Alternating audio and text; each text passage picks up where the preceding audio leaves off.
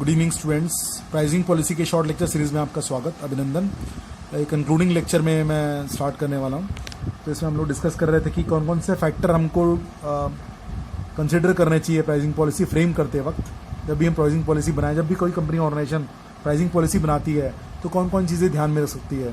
तो इसमें बहुत सबसे इंपॉर्टेंट एक पार्ट होता है गवर्नमेंट का, इसमें इंटरवीन करती है, गवर्नमेंट पॉलिसी आती है। खासकर हाल ही में आपको पता होगा कि नमक के दाम काफ़ी बढ़ गए थे हमारे छत्तीसगढ़ में, और इसके कारण क्या हुआ था कि बहुत सारे रिटेलरों ने 100 रुपये भी चार्ज किए थे नमक के।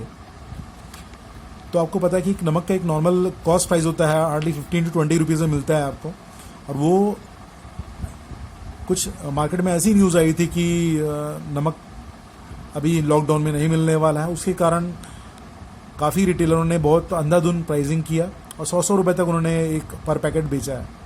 तो इससे मार्केट में न्यूज़ आ गई और गवर्नमेंट को भी, हमारी छत्तीसगढ़ गवर्नमेंट को भी पता चला कि नमक जो है आपके 100 रुपये में बिक रहा है।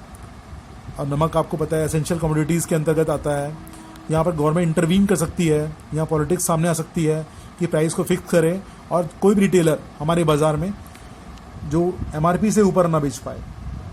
तो यहाँ पर गवर्नमेंट पॉलिसी भी बहुत इंपॉर्टेंट होती है। जब भी कुछ अनइवन प्राइसिंग होती है, जब भी कुछ इस टाइप की न्यूज़ आती है तो गवर्नमेंट इंटरवीन कर सकती है, हस्तक्षेप कर सकती है और प्राइसिंग में प्लस माइनस कर सकती है।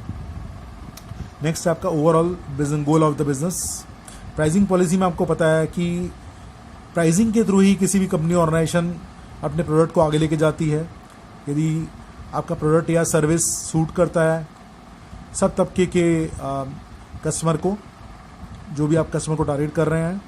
और overall pricing is not the end in itself but a means to an end. यहाँ बड़ा अच्छा कहा गया कि प्राइसिंग अपने में अंत नहीं है, बट हर चीज़ का अंत प्राइसिंग से ही होता है घुमा फिरा के। आपको पता है कि आप जब भी कुछ भी खरीदने आते हैं तो आप सबसे पहले पूछते हैं भैया बजट क्या है उसका। बजट चेक करके आप, यदि वो बजट आपके का प्रोडक्ट आपके बजट में आता है तो आप खरीदते हैं उसको, नहीं तो नहीं खरीदते हैं।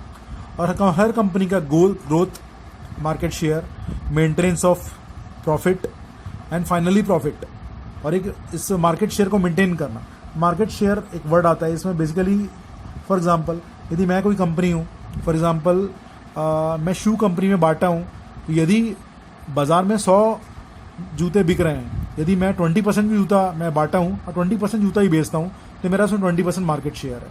तो हर कंपनी इस मार्केट शेयर के लिए फाइट करती है कि ज़्यादा से ज़्यादा मेरा मार्केट में दबदबा रहे और मेरे प्रोडक्ट ज़्यादा से ज़्यादा बिकें। तो इस ओवरऑल गोल ऑफ बिजनेस के लिए हर कंपनी फाइट करती है और इस फाइट को ही ये प्राइसिंग इसमें एक क्रिटिकल रोल प्ले करता है। आगे प्राइस सेंसिटिविटी की बात करते हैं। आपको पता है कि there are various factors which में generate insensitive to price changes. जैसे हमारा कंज्यूमर बिहेवियर, इसमें हमारा कोई फैशन चेंज होता है, या फिर आपको पता होगा जब भी 3G फ़ोन था अभी 2-3 साल पहले, तो लोग बहुत 3G फ़ोन खरीदते थे। पर जैसे ही रिलायंस ने 4G जैसी बाज़ार में लाया तो उसके बाद इतना अट्रैक्टिव ऑफर्स निकले कि उसके बाद कंज्यूमर का बिल्कुल टेस्ट, प्रेफरेंस सब कुछ चेंज हो गया। और आज के डेट में हर कोई 4G फ़ोन्स की मांग करता है और ख़रीदता है। आज 3G फ़ोन्स का जो डिमांड है बिल्कुल शून्य सा हो गया है और किसी को भी 3G फ़ोन नहीं खरीदना आज की डेट में। तो कंज्यूमर बिहेवियर बहुत इंपॉर्टेंट पार्ट है, जिसके थ्रू आप और हम कोई भी प्रोडक्ट चूज़ करते हैं, खरीदते हैं और उसका यूज़ करते हैं। कभी कभी मार्केटिंग एफर्ट्स भी ऐसे लगते हैं बाज़ार में, जिसके थ्रू हम लोग को कहीं ना कहीं लालायित कर देते हैं और हमें मार्केट की तरफ, खरीदने की तरफ हमको ये मोटिवेट करते हैं।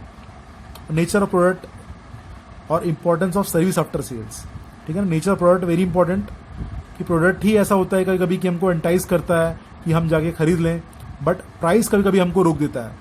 तो प्रोडक्ट बहुत बढ़िया होता है बट प्राइस यदि उसका महंगा है तो शायद हम प्रयास ना करें, बट प्राइस अट्रैक्टिव होती है तो डेफिनेटली हम लोग कहीं ना कहीं उसको खरीदने की कोशिश करेंगे।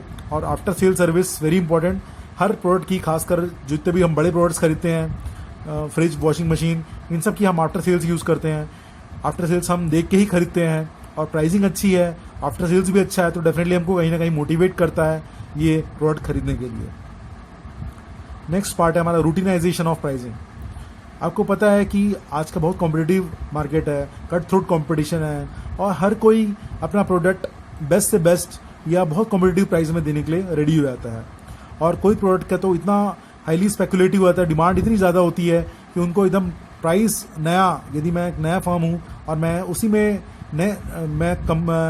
अभी के इंडस्ट्री में यदि मैं एंटर कर रहा हूँ, तो मुझे बहुत ही केयरफुल होकर speculative price, attractive price quote करना पड़ता है, जिससे मेरे कस्टमर अट्रैक्ट हों और कहीं ना कहीं मुझे लॉन्ग रन में इसका फ़ायदा मिले।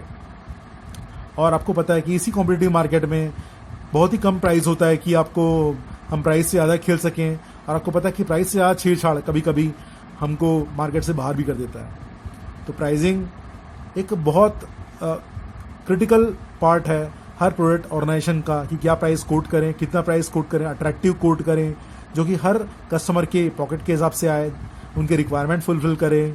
तो प्राइसिंग पॉलिसीज़, ये सब जितने भी हम फैक्टर्स देखें, वो सबको ही देख संभल के ही हम लोग फैक्टर कंसीडर करके ही हम लोग प्राइसिंग पॉलिसीज़ फ्रेम करते हैं और कोई प्रोडक्ट या सर्विस बाज़ार में हम लाते हैं। तो इसी के साथ प्राइसिंग पॉलिसी का यहाँ पर एंड अप होता है। Thank you very much for watching. Thanks a lot.